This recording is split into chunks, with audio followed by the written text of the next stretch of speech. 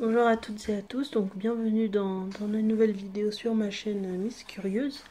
Alors aujourd'hui je voulais vous parler d'un sujet qui me tient particulièrement à cœur parce que j'y suis confrontée tous les jours et du coup en fait depuis l'âge de 8 ans je souffre de surpoids et maintenant surtout d'obésité. Donc c'est au-delà du surpoids.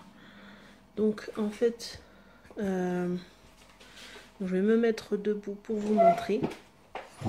Alors, donc en ce moment donc je me suis pesée ce matin, je fais 127 kg 800. Donc pour 1m74. Donc voilà à quoi je ressemble.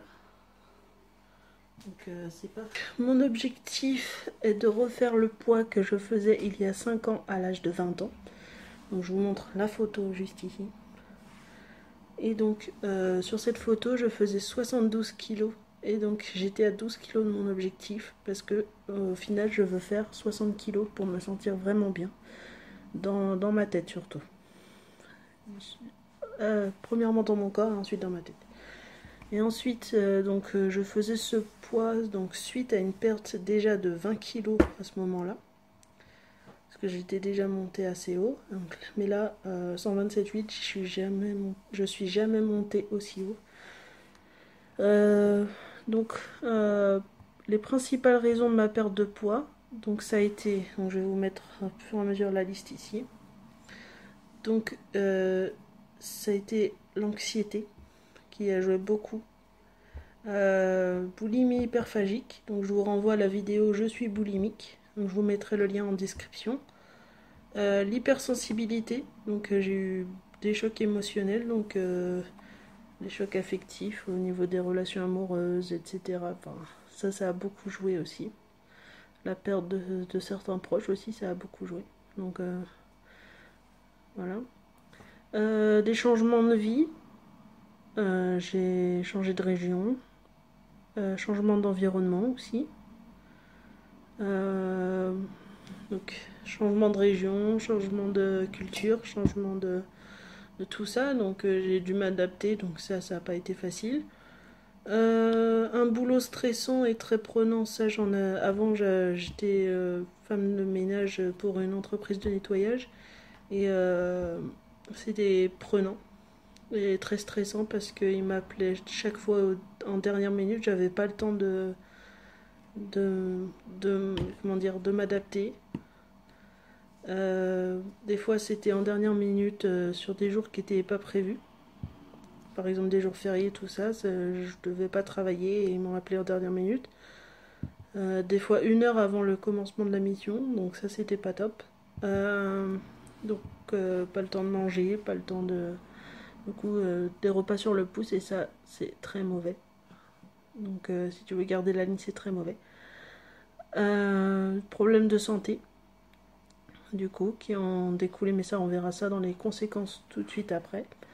Et la pilule contraceptive aussi, qui m'a pas mal déglingué le corps au niveau des hormones.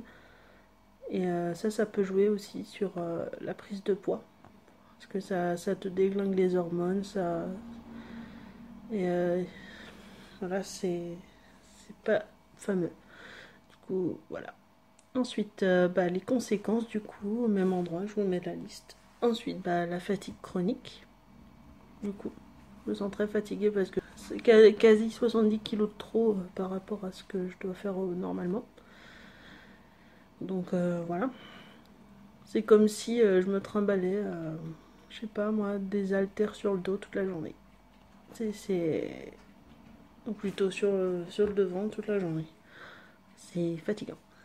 Ensuite, du coup, ce qui en a découlé, des problèmes de circulation sanguine qui m'ont valu une hospitalisation il y a 2 ans à peu près. Problème oculaire, j'ai eu des œdèmes aux yeux. Donc, ça aussi, c'était pas top. J'ai dû démissionner de mon emploi dans l'entreprise de nettoyage car j'ai eu des tremblements musculaires pendant au moins 2 mois, non-stop. Je pouvais rien faire, donc ça. Des fois, ça m'arrive aussi j'ai des séquelles. Enfin, des fois, je tremble comme ça. Dès que je me sens un peu fatiguée, un peu nerveuse, tout ça, ça revient. Donc apparemment bah, ça viendrait de l'anxiété surtout. Parce que ça se déclenche ouais, vraiment quand je suis anxieuse. Pourtant quand je suis fatiguée je suis pas anxieuse du tout, mais voilà. Donc en gros ça faisait ça pendant 1 mois et demi. Voilà, je pouvais rien faire quasi, même pas, j'avais du mal à boire, à manger, à faire des choses. Donc, comme ça pendant 1 mois et demi non-stop. Et voilà, comme ça. On voyait le truc. Donc si vous avez la même chose, n'hésitez pas à me dire en commentaire d'où ça pourrait venir. Parce qu'ils n'ont jamais su me dire pourquoi. Ensuite, j'ai eu, donc j'ai toujours même, des problèmes articulaires dus à mon poids, donc les genoux qui prennent beaucoup, les pieds, enfin tout ça, enfin surtout la cheville, parce que le pied c'est pas une articulation, mais la cheville oui.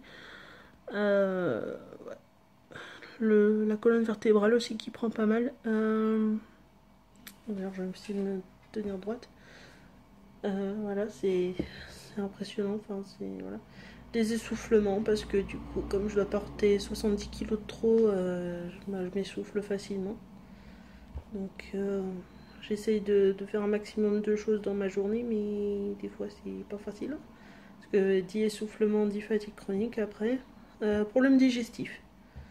Donc là, ça va pas être très glamour ce que je vais dire, mais du coup, des problèmes digestifs, des flatulences. Donc voilà. Euh, euh, des selles liquides aussi, pas mal. Bon, ça c'était surtout avant, surtout quand j'étais anxieuse dans mon travail aussi. Ça m'arrivait souvent, là ça m'arrive un peu moins, surtout que bah, je vais vous expliquer après pourquoi. Donc de la dépression parce que du coup tu te regardes dans le miroir, t'es pas fier de ce que t'es. Enfin, il y en a des femmes fortes qui sont fières de ce qu'elles sont, mais moi quand je me regarde je suis pas fière du tout de ce que je suis. Je me dis qu'est-ce que j'ai fait pour en arriver là. Alors que avant mes 7-8 ans j'étais mince. J'étais comme toutes les petites filles normales.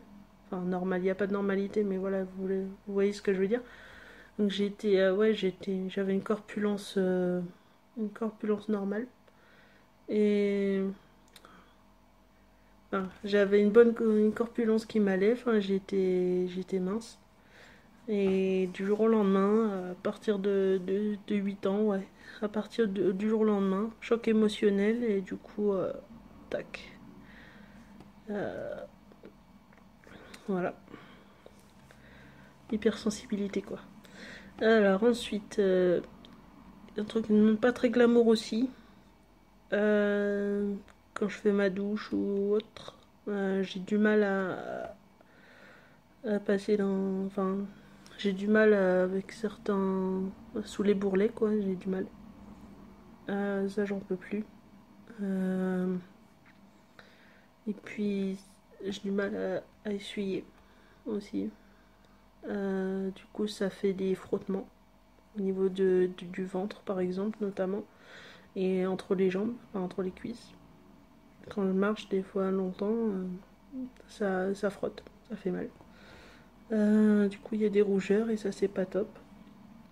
Difficulté à m'habiller parce que des fois, il y a un vêtement qui va me plaire et va pas y avoir ma taille. Et du coup, ça, c'est compliqué. Du coup, c'est pour ça que des fois, dans les vidéos, vous me voyez souvent avec les mêmes vêtements. Mais du coup, je fais des machines dans la semaine, heureusement, comme ça, ils sont toujours propres. Mais du coup, j'ai beaucoup de mal à m'habiller. Mais il y a un site internet qui m'a sauvé la vie. C'est Rosegal. Donc, je vous mettrai le lien en barre d'infos. C'est pas mal parce il y a des vêtements pour les femmes fines. Mais il y a aussi pas mal de vêtements. Et même des très beaux vêtements qui viennent de Rosegal. Pour les femmes fortes. Et ça va dans des grandes tailles même. des très grandes tailles. Il y a des robes, il y a des t-shirts, il y a des pantalons, il y a des chaussures, il y a plein de choses. Il y a même des accessoires, tout ça, des sacs, des bracelets, tout ça. Donc ça, en plus, c'est pas cher. C'est pas cher parce que des fois, pour 50 euros, je peux m'acheter 3 t-shirts, 2 pantalons. Enfin, vous voyez le truc, c'est abordable. Il y a toujours des promotions. Donc voilà, c'est pas sponsorisé hein, la vidéo. C'est juste que j'avais envie d'en parler parce que j'adore ce site, quoi. Je jure que par lui. Bon, cette chemise ne vient pas de Rose Gal, hein, mais je vous montrerai si je m'achète un truc, je ferai une sorte de haul Rose Gal. Voilà. Du coup, des difficultés à travailler, comme j'expliquais, du coup, avec les tremblements, difficultés de concentration, enfin la fatigue, tout ça, difficultés à travailler. Du coup, bah, j'espère réussir à trouver du travail en perdant du poids, quoi. Ça devrait m'aider, quoi. Que du coup, quand je vais devant l'employeur, tout ça, j'ai beau avoir des compétences, j'ai beau avoir un CV correct, la grossophobie est présente. Je me fais souvent recaler à cause de ça. Du coup, c'est pas facile pour moi. Alors, donc c'est pourquoi j'ai décidé d'agir et de perdre du poids une bonne fois pour toutes. Donc, pas seulement, enfin, non pour le regard des autres, mais surtout pour ma santé et mon confort de vie. Voilà. Donc pour toutes les raisons que je vous ai citées auparavant. Donc parce que j'ai pas envie de finir en fauteuil roulant ou de devoir dormir avec un respirateur pour éviter les apnées du sommeil. Enfin, j'ai regardé des émissions comme ça pour me faire une sorte de déclic et franchement j'ai pas envie de vivre cette vie-là. C'est pas une vie du tout. Et surtout, avant tout, ce qui me freine à continuer de grossir, enfin, c'est pas que j'ai envie de grossir, mais c'est que voilà, ce qui freine ma prise de poids, voilà, c'est que j'ai pas envie de finir à l'hôpital, car je veux vivre une vie décente, voilà. Donc, j'ai fait une semaine test avant de faire la vidéo. Une semaine dans laquelle j'ai utilisé 3 méthodes. Donc en gros, je mange seulement quand j'ai faim. C'est-à-dire que hier soir, j'ai pas mangé parce que j'avais pas faim. Et ce matin non plus. Donc voilà, je mange seulement quand j'ai faim, donc seulement quand mon corps en ressent le besoin. Je pratique le jeûne intermittent du coup. Donc en gros, ça me fait pratiquer le jeûne intermittent de manière inconsciente. Donc en gros, je mange pas le matin si j'ai pas faim, je mange seulement le midi ou le soir, mais ça m'arrive de pas manger le midi ou le soir si j'ai pas faim. Donc voilà. Pour en savoir plus sur le jeûne intermittent, je vous recommande donc ce livre-là. Donc, je vais vous mettre la première de couverture juste ici. Donc ça explique beaucoup de choses sur le jeûne intermittent, ça aide bien. Sinon, vous pouvez utiliser l'application BodyFast. Voilà. Donc je pratique aussi le volume alimentaire. Donc j'ai découvert ça il y a peu de temps. Donc en gros, je remplis mon assiette avec des aliments peu caloriques en plus grosse quantité que les aliments très caloriques. Donc sans toutefois compter mes calories, ce qui est trop contraignant et restrictif. Donc je mange beaucoup de légumes et des fruits frais comme les bananes, les kiwis, myrtilles, fraises et pommes, parce que j'adore ça. Donc je précise à ceux qui pourraient se poser la question que je ne suis pas végétarienne ou végane. Je mange de la viande, mais en petite quantité. J'essaye vraiment de réduire ma consommation de viande. Et je privilégie avant tout la viande blanche comme le poulet, la dinde ou le canard parce que c'est meilleur que la viande rouge. Meilleur pour la santé. Et c'est meilleur surtout. Voilà. Donc je mange aussi de temps en temps du poisson et des œufs. Donc parce que voilà, ça fait du bien de temps en temps. Mais je ferai une vidéo plus centrée sur mon alimentation. Bon, voilà. Sinon la vidéo va être beaucoup trop longue. Alors ensuite, donc grâce à tout ça, donc je commence déjà à me sentir moins fatiguée, même au bout seulement d'une semaine. Ma digestion s'est nettement améliorée, donc comme je vous expliquais, donc les flatulences, j'en ai presque pas maintenant. Ouais, en une semaine, meilleure alimentation et ça a réglé beaucoup de choses.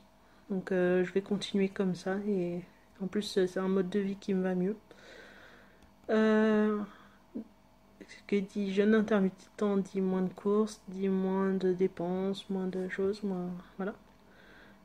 Et plus de temps à consacrer à des projets que j'aime bien. Voilà. Du coup, ma digestion s'est nettement améliorée. Il y a beaucoup de choses qui se sont nettement améliorées.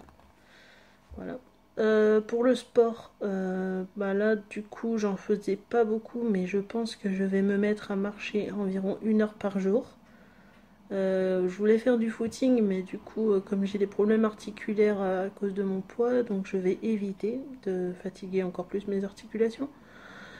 Donc la marche, c'est parfait. 1 heure, ça suffit bien pour un début. Donc ensuite, pour l'hydratation, donc j'utilise donc ce gobelet qui fait 500 ml, donc l'équivalent de 2 verres. Donc un verre est égal à 250 ml. Du coup, je voulais vous montrer. Bah, je peux pas vous montrer du coup parce que c'est sur mon téléphone et c'est avec ça que je me filme. Du coup, je me sers de l'application Smart Hydration. Donc, pour me rappeler de boire, car j'ai tendance à faire partie de la team chameau. Donc voilà, j'ai fait du détourage pour la première fois hier. Et voilà, tête de chameau. Et donc cette application calcule la quantité d'eau que tu dois boire en fonction de ton âge, ton poids et ta taille. Donc la taille est en feet et inch. Donc vous pouvez utiliser un convertisseur centimètre feet inch sur Google. Pareil pour le poids avec un convertisseur kilo et lbs. Donc le niveau de température de votre environnement. Donc si vous vivez dans un pays froid, modéré ou chaud. Et donc ensuite vous appuyez sur Next et ça calculera le nombre de verres d'eau que vous devez boire dans la journée. Donc un verre est égal à 250 ml. Moi j'ai le droit à 14 verres d'eau, donc 3 litres et demi d'eau par jour. Donc cette quantité s'adaptera en fonction de mon évolution au niveau de la perte de poids, tout ça. Parce que ça, voilà. Voilà. Voilà pour mes explications. Donc bienvenue dans ma série Obesity Endgame. Donc j'ai demandé à mon compagnon de m'aider à trouver un nom pour cette série. Et du coup moi j'ai trouvé Obesity, parce que du coup obésité. Et lui il m'a fait penser à Endgame, parce qu'on est fan de Marvel. Et du coup voilà l'affiche du film Avengers Endgame. Voilà. D'où est tiré la moitié du titre du film. Du titre de la série. Donc c'est la fin de la vidéo, j'espère que ça vous a plu et du coup à bientôt pour le premier épisode de Obesity Endgame. Donc il y en aura un par semaine jusqu'à ce que j'atteigne mon objectif final. Donc j'espère vraiment y arriver. En tout cas, faire ça, ça va me motiver à tenir dans la durée. Parce qu'avant je tenais jamais. Au-delà d'un mois. Donc voilà. C'est aussi une bonne excuse pour tenir. Donc bon allez, je m'en vais. Et si vous avez tendance à faire partie de la team chameau, vous pouvez me le dire en commentaire. Ça me fera beaucoup rire de vous lire. Donc Genavo.